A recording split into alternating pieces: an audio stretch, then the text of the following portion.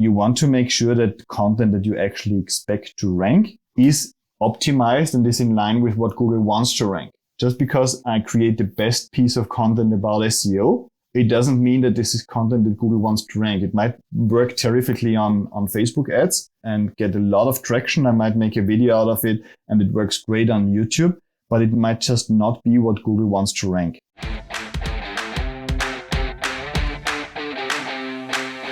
Hey, my friend, welcome to the Art of Online Business podcast. My name is Rick Mulready, and I'm an online business coach. I'm an ads expert, and most importantly, I'm a dad. And this show is where we help established online course creators and coaches create more profit, more impact with less hustle. All right, let's get into it. What's up, my friends? Welcome back to the podcast today. Thank you so much, as always, for tuning in today. We're going to be talking about a topic that I've been sleeping on in 8 years of my business. And I'm embarrassed to say that I don't think we've ever devoted a full episode to SEO. In almost 600 episodes, I've slept on it. I haven't talked about it. And that changes today. And joining me to share his expertise is Gert Mellak. Gert's the founder of a company called SEOleverage.com. He's the creator of the Erica framework, and he's also author of the book Erica Framework. And we got connected. You'll hear the story here as soon as we kick into the interview, but we get connected through my personal coach and mentor, and somebody who is a good friend of Gerts and a partner in his business. And they got connected through the Art of Paid Traffic, which this podcast used to be called. Long story. You're going to hear about it here as we coming up here. But Gert is a very, very, as you're going to hear, very knowledgeable person when it comes to SEO. We're basically going to share how to get started with the SEO, talking about things like, how much time is it actually going to take? How much time can you expect? Should you be getting help with this? Should you be hiring an agency like Gert's agency? How long it takes to see results from SEO? Where does it really fit into sort of the marketing ecosystem, if you will, of your business? One big thing that jumped out at me from this interview that you're going to hear with Gert is it's not as scary as so many of us think. Like when I often think of SEO, I think of this huge project, like so much work. Well, Gert actually shares with us today, it's actually more about the 80-20, right? What are the 20% of the things on our website, like pieces of content, for example, that are driving the most results? And how do we optimize? How do we make that better? Which is what we're always talking about here in the show. So I really think you're going to get a lot out of this episode here with Gert. I am an affiliate for Gert's agency. So if you want to go do an audit with Gert, connect with him and his agency, I send a lot of our accelerator members over to him. Just go to rickmulready.com/SEO leverage. And Gert will take very, very good care of you. Okay.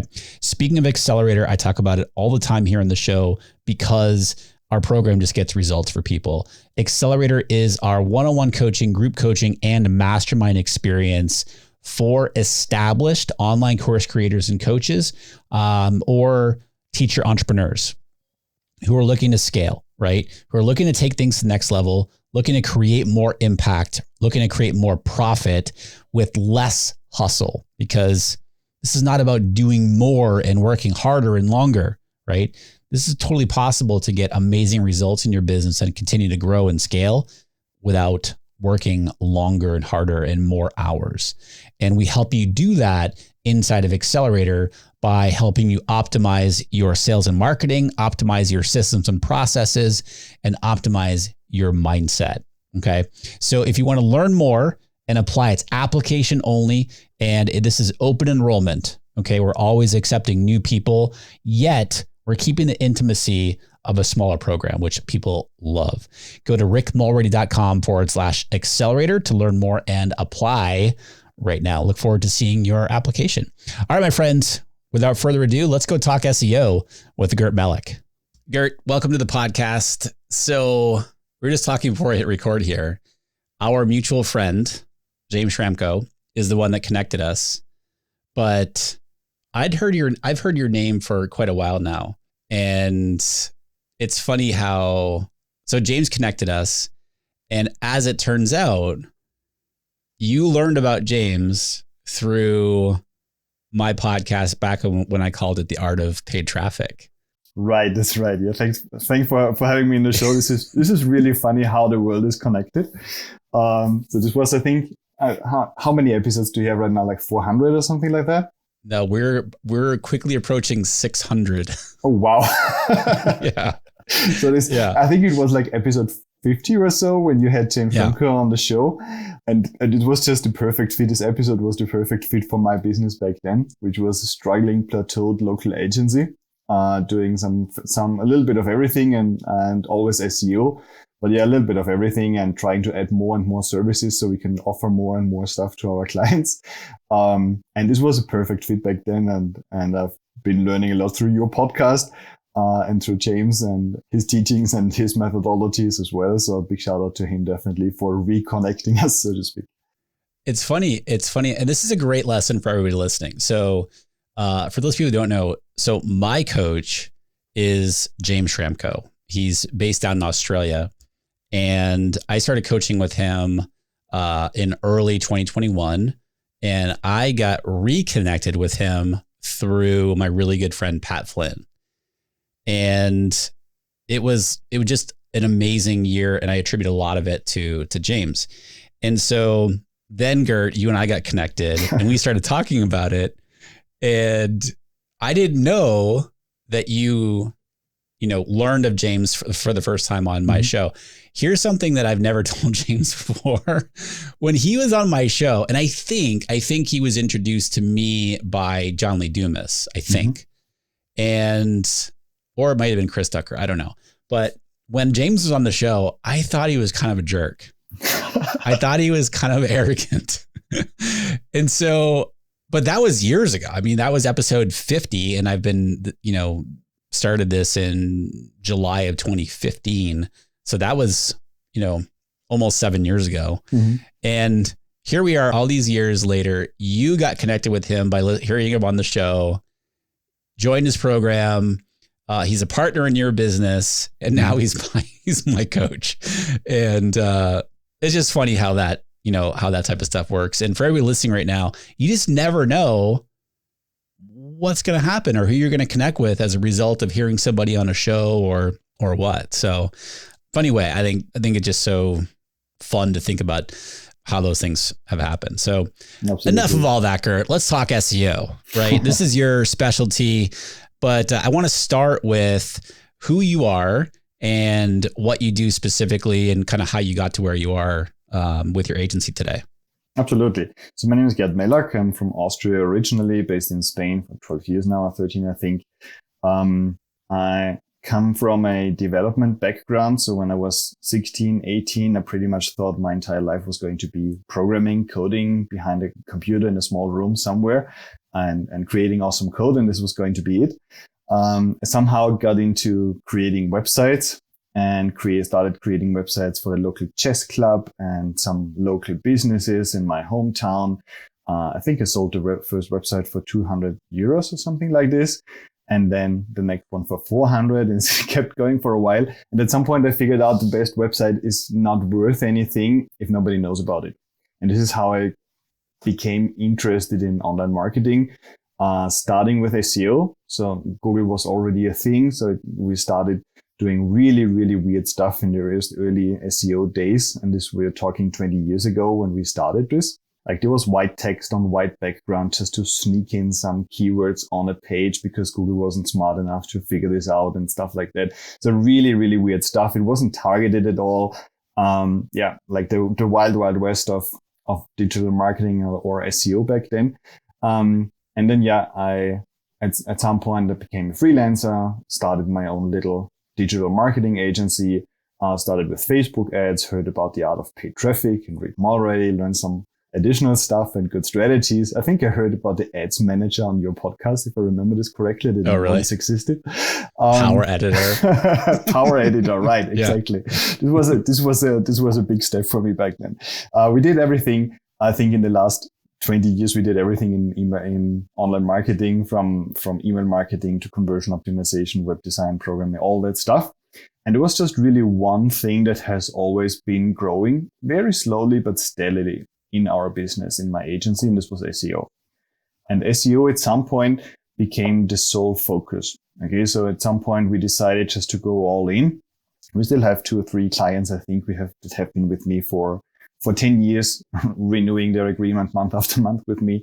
But we're not focused on this anymore. We completely focus on search marketing now. So mostly SEO, sometimes with Google Ads when it just makes sense to complement. Mm-hmm. And this has been growing over time, and we have been getting better and better. We created the brand SEOleverage.com, where we now have a team of 25 people around the globe, helping our clients with their SEO strategy. Many clients who don't do any SEO at all because they come from a paid ads area, or maybe they have a big YouTube channel right now. YouTube channel, paid ads. We have everything. So many companies have been growing very nicely with Facebook ads, especially we see. But at some point, they then type in what they do on Google and say, it can't be that I have such a big following on Instagram, on Facebook, etc. Nobody finds me on Facebook for what I'm actually famous for. So then they say, like, let's start building up this SEO pillar, and let's start giving this a little bit more momentum, because many people, and we might be talking about this later, see SEO like a one-time thing. They might be getting like something like an audit. They find online, improve their website a little bit, and then leave SEO again, because it's just a more direct way to spend some money on ads and get some leads, get some traction. But they never build out this SEO pillar, and this is just something that needs to be continuously build out, continuously get some resources. But then it's amazing. We're talking about hundreds and hundreds of leads you're not paying for. We have a client who gets 5,000 leads a month just through their SEO and content, because they have built an amazing content base. They have built amazing lead magnets. They're absolutely in tune with what their audience wants when they search for this stuff. So there's a lot of things are possible. And this is why SEO is just really, really an exciting field to be in. I'm excited about it because, I got re-excited about it, I should say, when I heard you on James's podcast, Super Fast Business. And you talking about, I got all excited, and I was just like, part of me was like, because I'm very much like, hey, I'm no different than everybody. I got the shiny object, I'm like, ooh, I got to go do this right now. And I was like, oh, wait a minute, I had to pull the reins back in. However, this is something I've never focused on in the 8 years of my business. And to your point, Gert, I feel like I'm missing a huge opportunity, but I also don't know what I'm missing because I don't know, if that makes sense. I don't know what I don't know about it, right?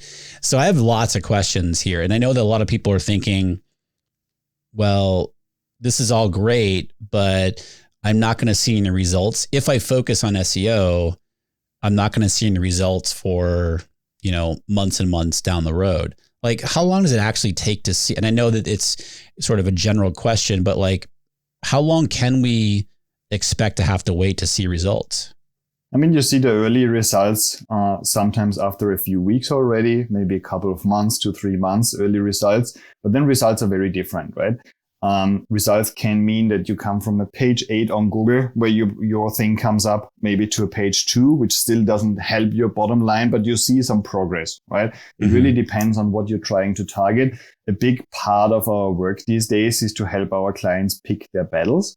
So if you imagine that in your case, you've got 600 podcast episodes, you've got 600 articles where you present those podcast episodes, that's a lot of content, right?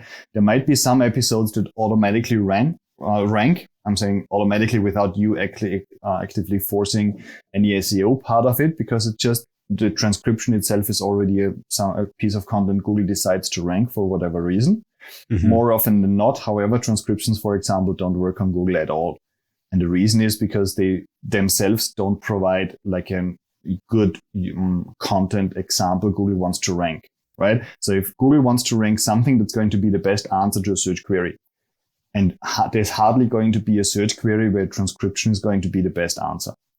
So this is where what we do is we essentially audit a website, check out everything that's there, check out what does Google do with this website over a period of like 6 months, and then identify which ones are the URLs that already come up very often, but then check, do they actually produce conversions? I couldn't care less about increasing a website's traffic if the traffic doesn't convert. So one of the first things we do is making sure that we track those conversions so we know where does the traffic come in, what are the pages, the main articles where we attract organic traffic from Google, and what does this traffic actually do. And once you identify those articles that get a lot of traction and decent conversions, you have essentially the articles that you want to focus on first, because this just means that if I get them even more traffic, they're going to lead to even more conversions. Sure. Or if you have articles that get a lot of traffic but no conversions, you might want to check out what's the lead magnet there, right? Can we change the lead magnet? Can we get more opt-ins? Can we lead them with internal linking to more conversions? Or you might have articles that are converting really well, but they don't have hardly any traffic. So how can we get them more traffic? Can we optimize them for SEO? Can we internally link them? Can we highlight them somewhere on the page in order to get them more traction? So these are the things we talk about when we then start working on a website. This just requires really auditing what are we actually dealing with. So what you mentioned for my website and having almost 600 episodes. So we have 600 show notes pages. Are those actually helpful for SEO? Probably not. Okay. Right? Probably not. There is a chance that a few of those episodes raise their hand and say, look, I'm somewhat worthy. And let's focus some work on my content here. There is usually what we see with podcasts is that podcasts tend to rank well for some guest names. This is one avenue to go down. So if you would want to rank for James Remco, for example, who was on your show, you could optimize that episode for James Remco's name or James Remco plus some keyword. So if someone searches for James Remco methodology or coaching or whatever, this could be your page rank there. Shouldn't say this probably. Sorry, James. Sorry, James. Yeah. But there's, you see what I'm getting, right? So you can essentially rank for guest names very often rather than actually the content you're talking about, which is a little bit unfortunate because your content in particular has been helping me over the years quite a few times into the right direction. And I would want you to come up for taking Fridays off. I want you to come up for business coaching. I want you to come up for, Facebook ads strategies or productivity or team building or whatever it is, right? All these would be very relevant terms for you to grow your coaching client base or your following, your audience, but it's not going to happen with transcription pages. So we need to assess what we have and then draw a game plan. So usually we then, we assess the website and we get together in our team. Say, okay, this is what our client wants to achieve. This is what we have, what we are working with. What is the strategy moving forward? And then we line up the steps we actually want to take, prioritize based on impact and effort and say, okay, high impact, low effort is a high priority, obviously. If this is a high effort, low impact, we're going to put it to the back of the line. And somewhere in between, there are some things we also need to be taking care of. And what we do then with this is that we line this up in bite-sized chunks in a 2-weekly basis. So every 2 weeks, we say, look, in the next couple of weeks, we're going to focus on these 4 or 5 things, implement them, improve them, then 2 weeks later, we do the same thing again. We call this the Erica framework, which we apply to every site, essentially, and just make sure that all the important things are being taken care of. So we talk a lot about content repurposing and leveraging the content that you're already creating in different formats. So this episode right here, for example, we'll use this as an example. So we obviously we're going to have a show notes. We have the transcription. We have the audio of this. It's going to be on YouTube, etc. Is it more about creating a blog post out of this piece of content? Is that what we're talking about here? Essentially, yes. And the reason is very simple. If you think about 10 people making a search about SEO, how to get started with SEO, and 10 of those 10 people click through to this episode's page, How many of them do we think are ready and willing to listen to a podcast episode in order to get this information? Probably none, maybe one. Most of them are not looking for a podcast when they search on Google. If they search on iTunes, they're looking for a podcast episode on how to get started with SEO, and then they go for a run or walk the dog, and they listen to this and learn how this works. But on Google, it's very different. Hardly anybody is going to search for a podcast actively. So the piece of content, and this is something that podcasters, I have my own podcast, and I know it's not necessarily something you want to hear. The podcast for Google has very little value itself, right? It's like an add-on. If you wrote a piece of content for Google, it's an add-on. If you wrote a piece of content about how to get started with SEO, it would be perfect. And the podcast that I can also listen to this if I want, or watch a video, is essentially an add-on, right? But it's not for a Google searcher. The podcast is not the main content element. So what we try to do, or the way we do our podcast here, is that I come up with a topic. We have a writing team write a written version of this. I make a podcast recording about it. We might upload this to YouTube and essentially talk about the same thing, but for different audiences. The same way that you're usually not using a pure audio recording with the logo and put it on YouTube because the YouTube audience expects something different. Sure. You also don't just get a transcription and put it in front of Google users because they're going to jump off. You're going to have a ridiculously high bounce rate. You're not going to have opt-ins, or hardly going to have opt-ins. And the opt-ins only really come probably from your listeners who then want to download what you mentioned or want to check out this reference that you mentioned or get like a written summary so they don't forget about it. But it's very little traction that comes from Google this way. Does having, because I've also been talking a lot more about here on the show, especially here in 2022, the importance of, if somebody is doing a podcast, to be video, doing it on video as well as you're recording, which is exactly what we're doing. And then, we have the Art of Online Business full episodes channel on YouTube, but we also have, a clips channel, the Art of Online Business clips or highlights. Since we're talking Google, is having a presence on YouTube helpful in terms of SEO as well? I think it's part of the overall brand importance. You're not going to rank higher with your content just because you tick this box that you have a YouTube channel. Okay. Google is going to make an effort to see how legit you are, and having a decent following on YouTube on your brand is going to help you overall.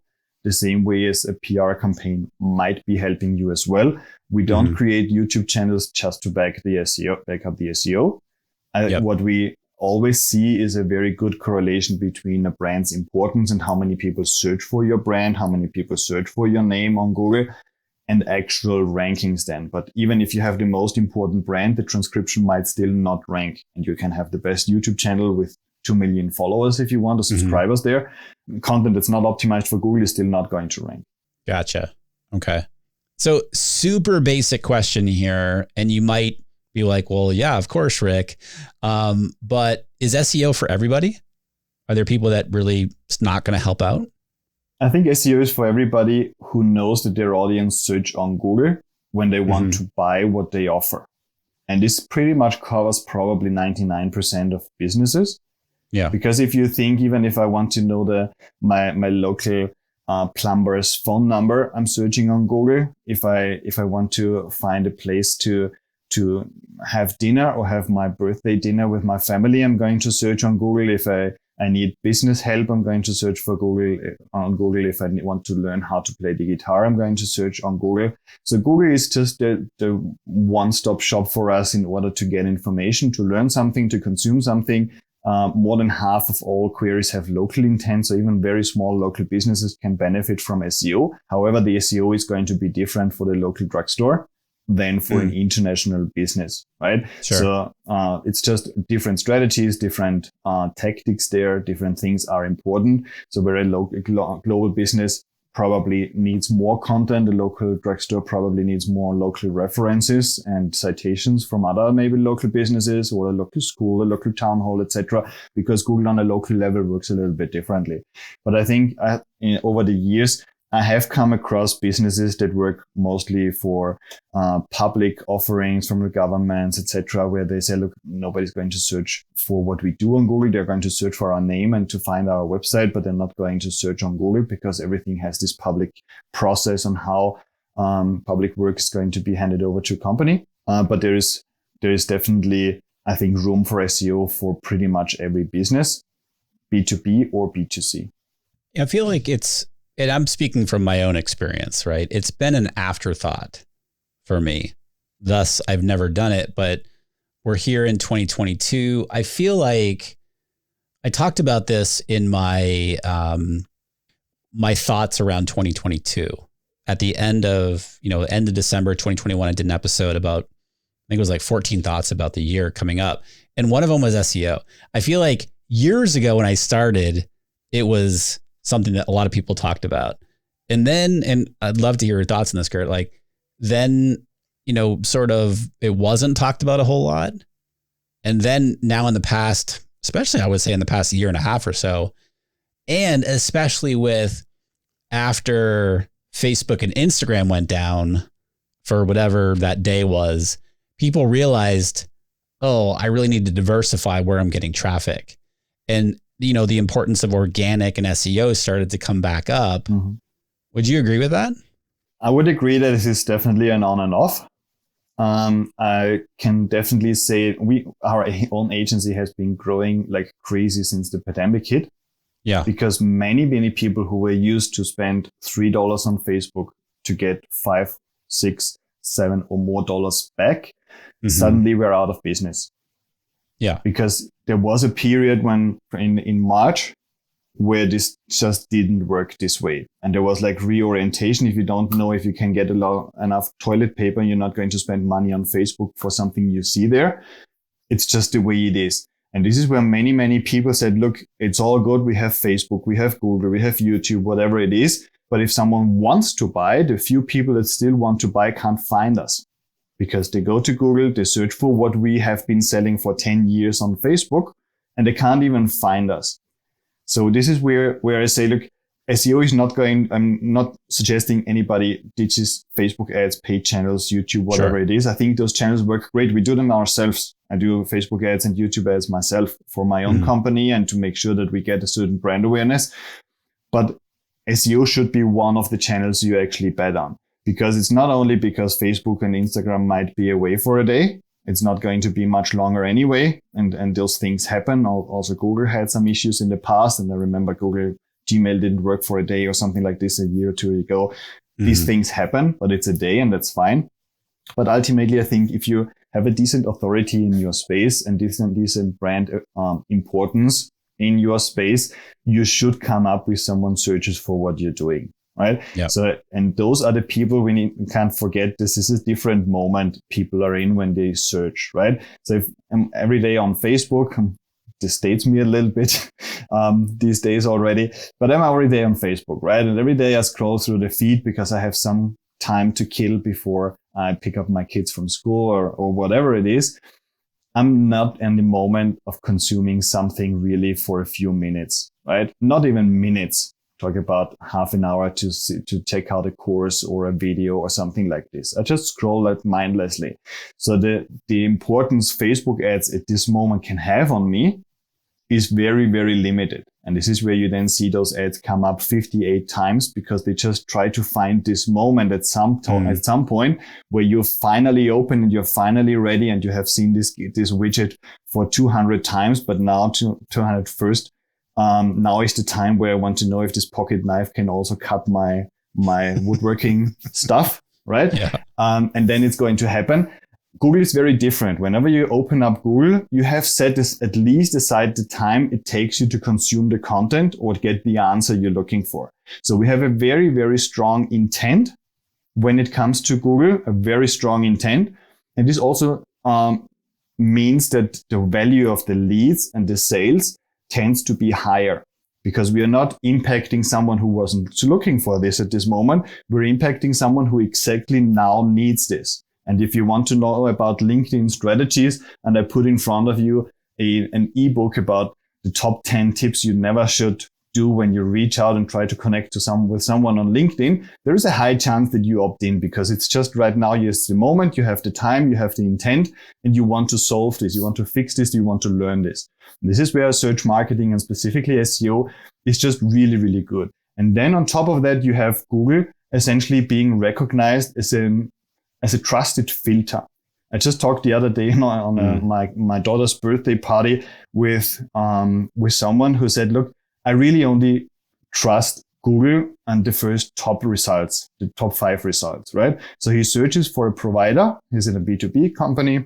He searches for a provider and says, look, we always make a choice, honestly, among the top 5 choices Google shows us, right? And we skip the ads because we know this is biased and we focus on the organic ones, right? Mm-hmm. So they consciously make this decision, and we have seen this from user studies as well.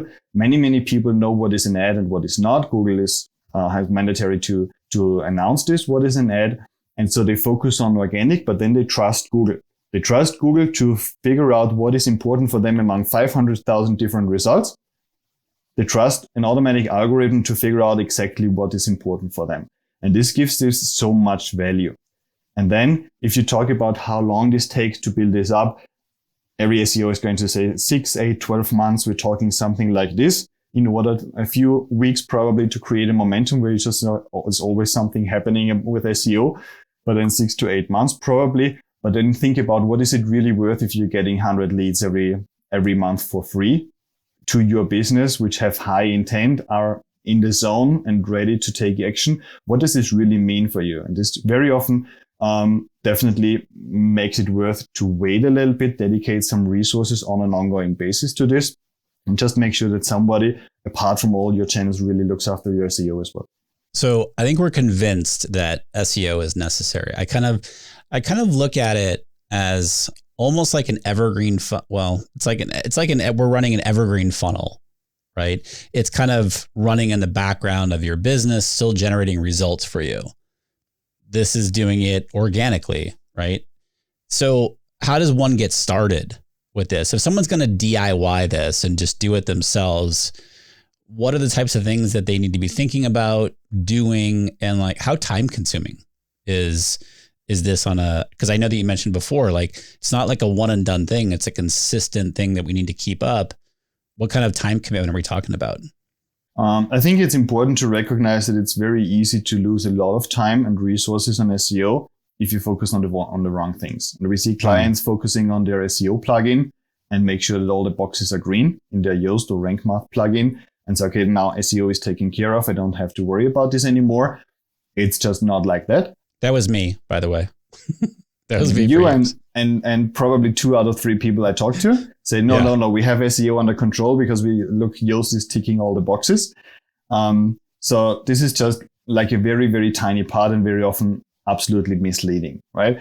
The way to get started is first of all to make an assessment, get your site audited and make an assessment. What are we actually working with, right? There might be articles that are doing really, really well and you haven't even recognized. We were auditing last week a website that's one of the best in their industries.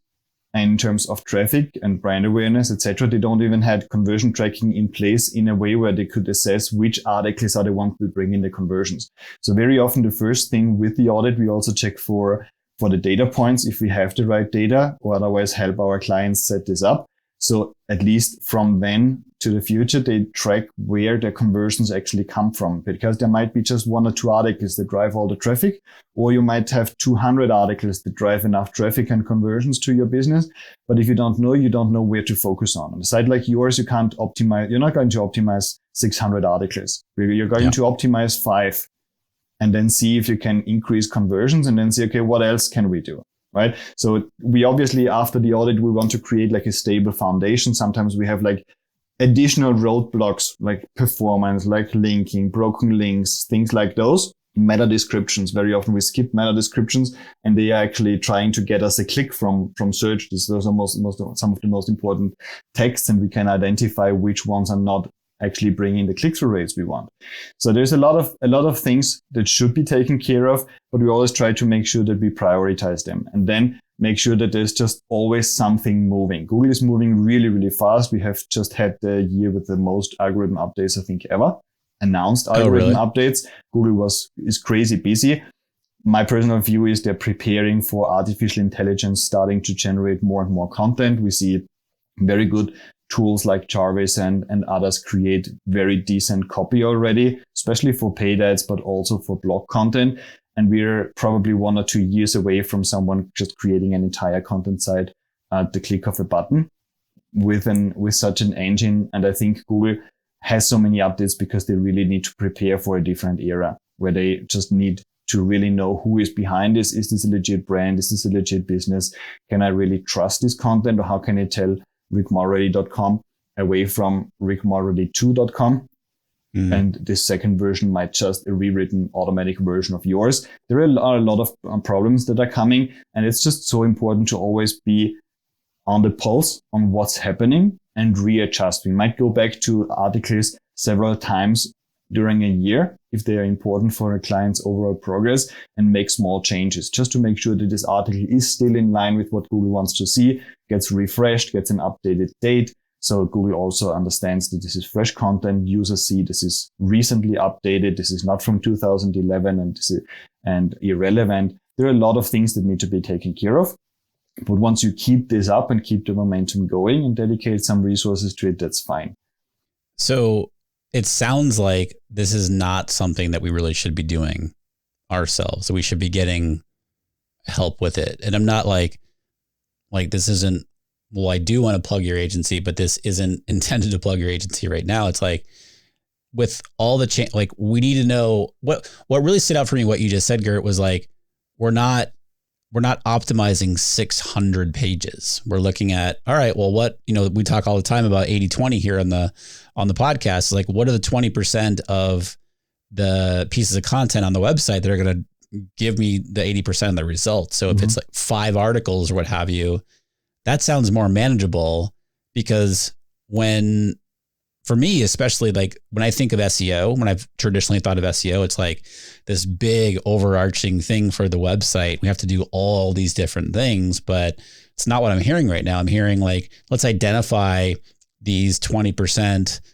pieces of content that are actually driving traffic, and, are we converting from that traffic, which is obviously really key. And then those few articles or what have you, let's optimize those. Absolutely. So it's really all about creating a foundation where there are no artificial roadblocks hindering Google from indexing and understanding your site correctly. And there's definitely site structure coming in. If you have 600 pieces of content, categories might not be enough in order to structure this well. So there are some things that need to be taken care of. But then really, once you have enough data that gives you clear trends, and this on a site like yours, we're talking a couple of weeks probably, and we're already going to know where the conversions come from, then you can really zoom on those URLs. I very often call them the VIP 20, the very important pages, the very important 20 pages, so to speak. Because it's hardly more than 20 you're really focusing. This doesn't mean that you never change the other ones, because if there was something doing well in 2015 and you still have it around, it might be interesting to go back to this article and rewrite it and republish it or something like this. This can be informed as well.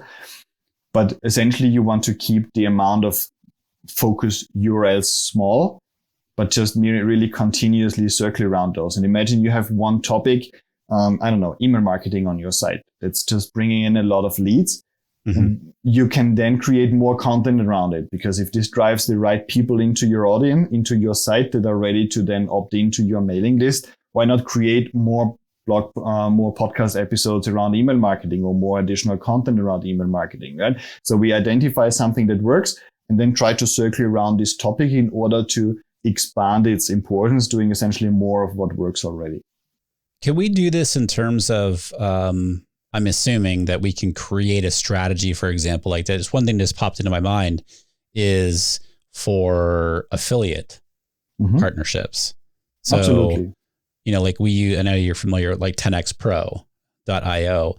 Like I've completely moved my business over to 10x Pro officially. Well, we're recording this the second week of January. We're officially in there. Like awesome. All of our courses, all of the billing, the landing pages, affiliate center, et cetera, if somebody wants to create an additional revenue stream from an affiliate product or what have you, software tool, whatever it might be.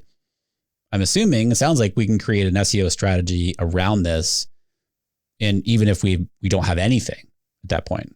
Absolutely. The affiliate space is one of the most important spaces and very often one of the most advanced spaces with SEO, because they can't make it work with paid ads. The numbers just don't work out in most cases in the affiliate space. So they go after organic queries, right? And this is where you can go after all those tiny queries around the affiliate product you want to promote.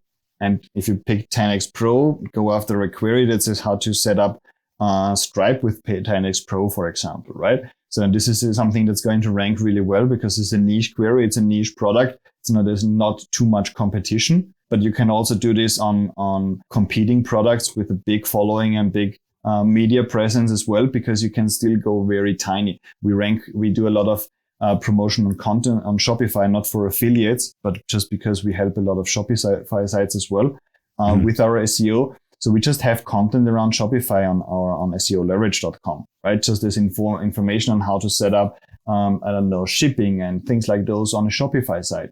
Because if you want to identify who you're talking to and what problems you can solve for them, you get brand exposure in exchange for solving their problem.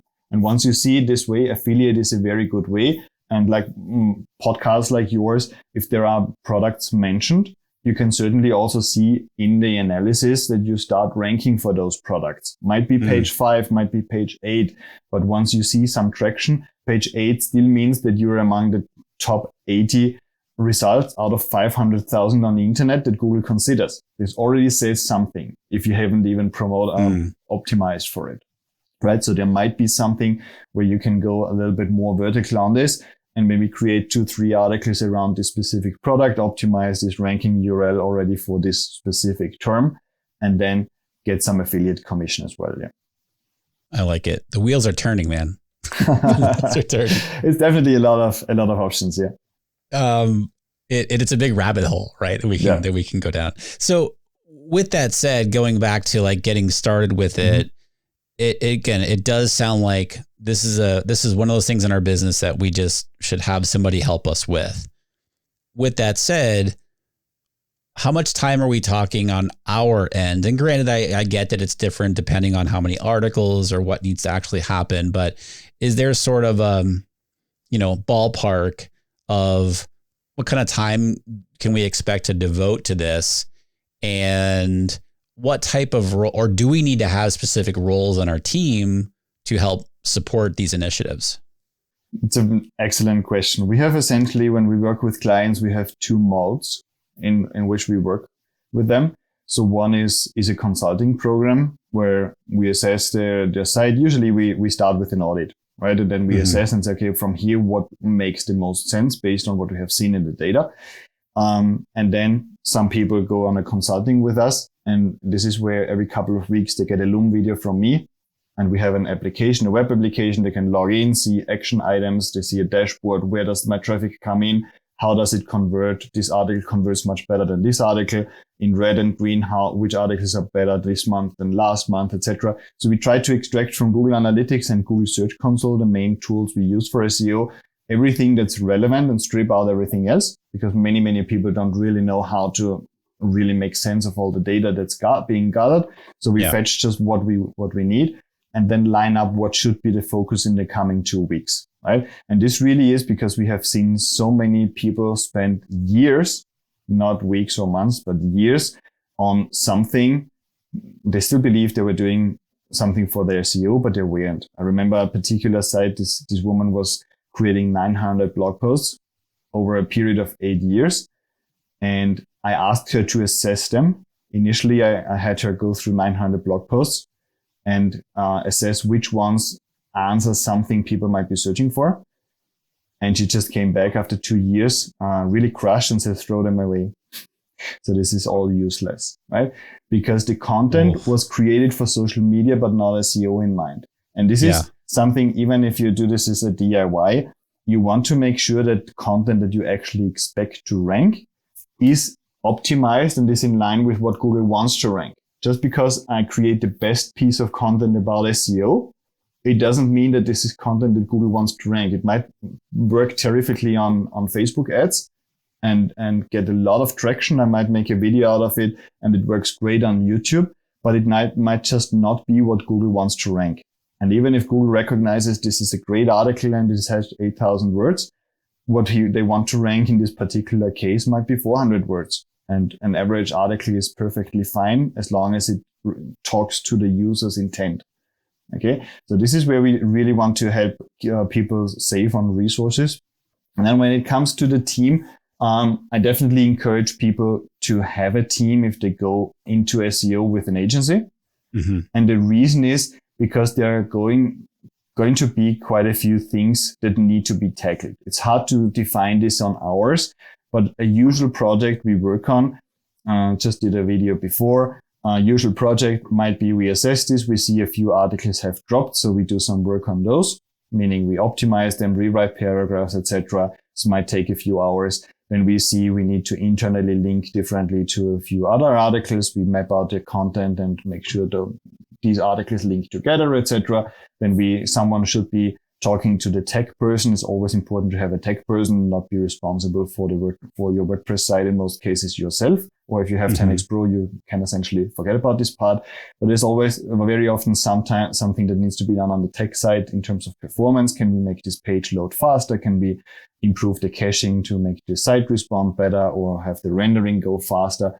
Once in a while, there's a performance issue coming. We need someone to go through maybe a list of keywords we have researched to assess which ones are more important than others. We really don't know your target audience. You're the one who knows the target audience best. So I can provide you with a list of topics I think make sense, but I need then your input in order to assess which ones we should focus on, which ones might not be a fit, which ones you remember you already have somewhere on your site and you might just need to add a paragraph there and try to get that one ranking or so.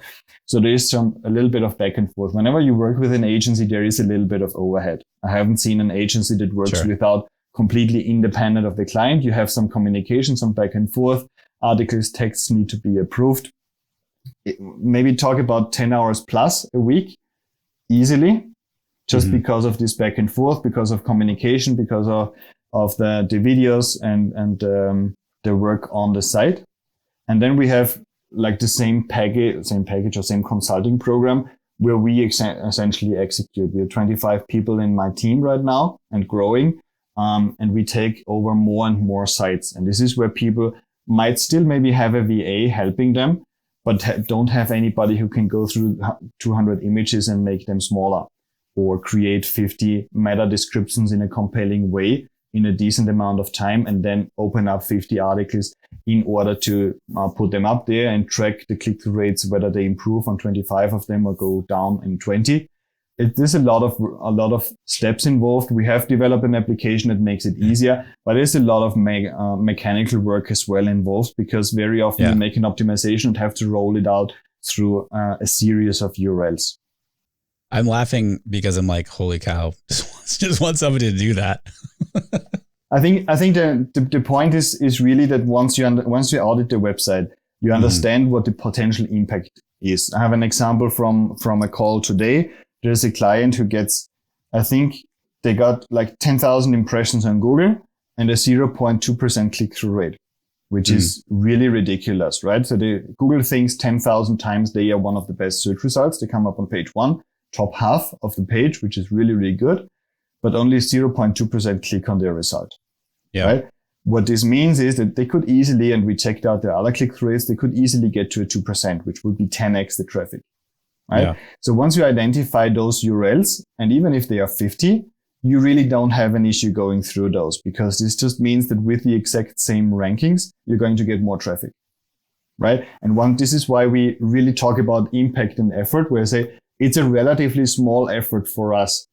We have 6 writers on the team right now to create 50 optimized meta descriptions. We can't guarantee they work better, but we have a very good feeling at this stage. Sure. And most of them probably will be doing better, right? And so we can create this for our clients, run this by them if this is okay this way, get this up, and a few weeks later track with our system, with our software, what those click-through rates do, because we track the benchmark of when we updated this. And then our application automatically fetches the current click-through rate. So we know how this evolves over time. We had clients double their traffic just with this method, right? So this is where it's important that our clients don't need to understand, you don't need to understand what the technical tactics are. Sure. But we make really, really sure that you understand why we think something is important. And if we ask you to no index certain set of pages, meaning asking Google to ignore those, it's mostly because either they might confuse Google or Google might be wasting their processing time. Google assigns a certain processing time to a website. And for example, there are real estate sites out there that keep every single listing they ever had. And there might be 20,000 pages Google needs to process all the time. Yeah. But only 500 maybe are actually relevant. And from those 500, probably 100 are really doing anything. So we still have Google process all this other stuff. A new listing might take longer to be ranked and longer to be processed. So we always make sure that we know why we do certain things and try to really think about this from Google's perspective on what actually makes sense. A lot of this is when you then get it explained, it's common sense. But when you're just focusing on getting this article out and published and you just want to have this to copy and paste into your Facebook feed for today, you don't think about these things. But if you give this compounds over time, it's just a lot of wasted potential. It's another reason why we really need to have somebody helping us with this, because I mean, I wouldn't know how to keep up with all the changes, right? For example, you mentioned that Google made more changes in 2021 to the algorithm that they've ever done.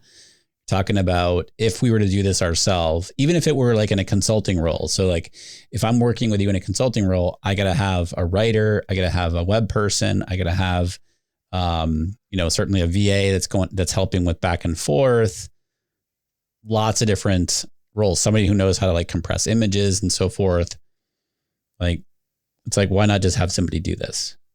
I think for a business that's established, the best way is to outsource it.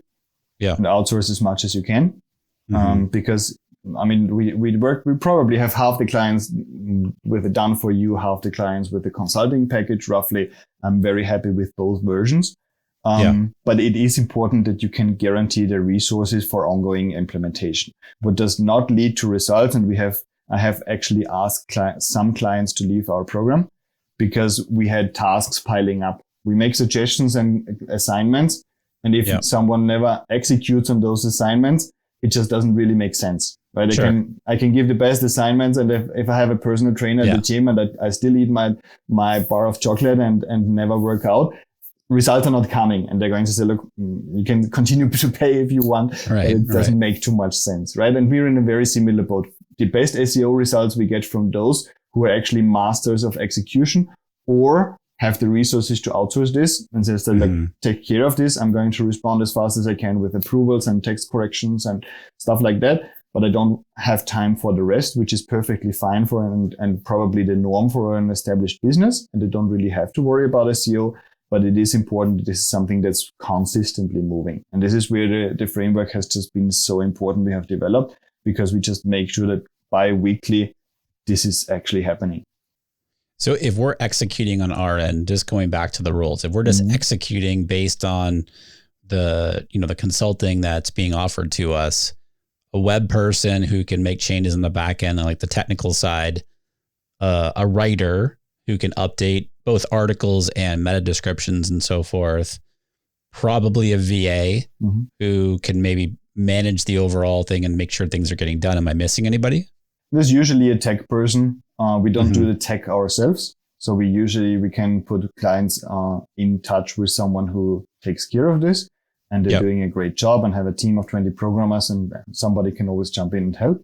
But we don't have the tech capacities, but you definitely want to have more than one people helping you with tech, because if your site gets hacked today, you don't want to wait until this person comes back from their vacation for 2 weeks and have your site go down in the meantime. You want to have a service rather than an individual person.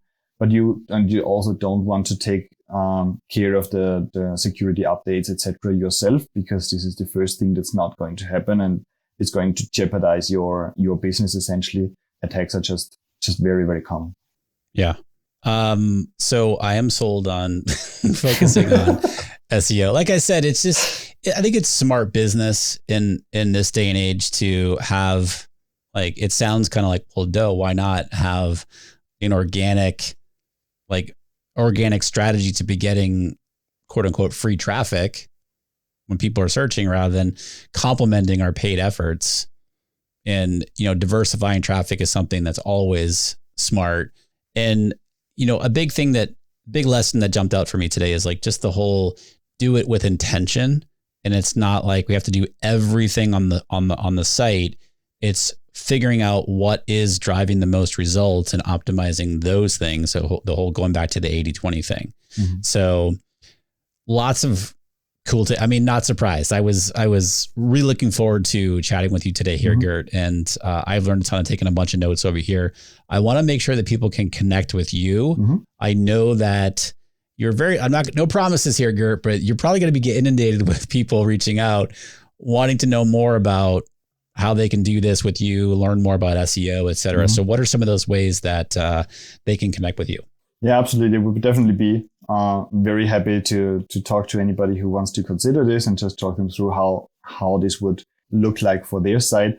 The best place would be SEOleverage.com. And there are contact buttons. You can schedule in, book in a call with me directly. In my calendar, reach out. You can also reach me at Gert, Gert, at SEOleverage.com directly. Drop me a line. Happy to respond as soon as I can. And we can even do this by email with a little bit of back and forth and then agree on a call at some point if this makes sense. And just talk. It's one thing that you hear how this works in theory. It's another thing that when I have you on a call, I can show you, look, you are depending on these 3 URLs, for example. Let's get you a more solid foundation. Or we say, you're running Google Ads. So there's probably some information there we can use for SEO strategy as well. So every project is really, really different. We work with a lot of coaches, a lot of course creators, a lot of Shopify sites, but also some really big B2B and some small freelancers and local businesses. We have a little bit of everything. Mm-hmm. But then it's really a matter of understanding who do you want to reach and how do those people search? What do they search close to before they make the decision? But you also might be accompanying them through the entire buyer's journey. Yeah, I love it. And guys, if you reach out to Gert, let him know that you heard him here on the podcast. Gert, thank you so much, my friend, for coming back on the show. We're come full circle here. Listened years and years ago, and here you are. And I think what would be really interesting, Gert, by the way, I had this thought is because I know that you and I are going to talk about my site, mm-hmm. and I'm almost embarrassed to have that conversation because it's not going to be good. I love the site, but as far as being intentional with SEO, like I said, we haven't been. I think it'd be really interesting to kind of do a case study mm-hmm. of, here's where we're starting, mm-hmm. and then here's where we are, a few months down the road. And these are the things that we're doing, et cetera, and here are the results so far. Absolutely. I think it'd be really interesting to have you back on, chat through that. So thank you again, Gert. Really appreciate it, man. Thank you very much. It's a pleasure. So again, if you want to connect with Gert and get an audit done of your website for your own SEO purposes and figure out if it's a good fit to work with Gert's agency, go to rickmulready.com/SEO leverage, and you'll get connected to chat with Gert, do an audit of your site, and he'll share with you what possible next steps are and what it might look like to work on your SEO and improve your SEO. This is something that I'm definitely going to do. And as I mentioned at the very end of that episode there, I think it'll be fun to share a case study because I'm going to work with Gert and his team, and because I've done no SEO with my website. And I think it's a great opportunity for creating an asset, more intentional asset, I should say, with the website, right? And so I'll share the SEO journey here in the podcast. So thank you, my friend, as always, for listening today. Again, if you are interested in our accelerator coaching program for established online course creators, online coaches, or teacher entrepreneurs, go to rickmulready.com/accelerator. All right. Until next time, my friend, be well. Thank you so much again for listening. As always, I think I thank you like 18 times, but I really appreciate you. Be well, and I'll talk to you soon.